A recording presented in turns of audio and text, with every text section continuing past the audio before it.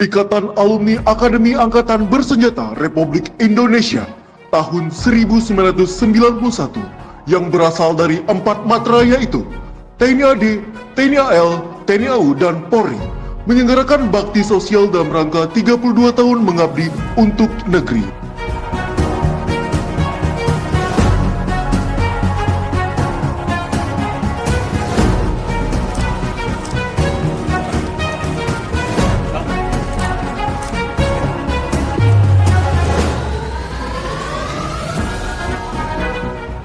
Assalamualaikum warahmatullahi wabarakatuh.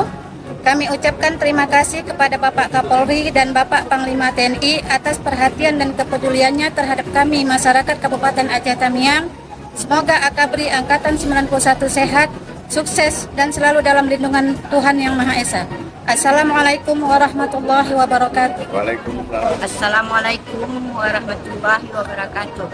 Kami ucapkan terima kasih kepada Bapak Kapolri dan Bapak Panglima TNI atas perhatian dan kepedulian terhadap kami masyarakat Kabupaten Aceh Tamiang. Semoga Akabri Angkatan 91 sehat, sukses, dan selalu dalam lindungan Tuhan Yang Maha Esa.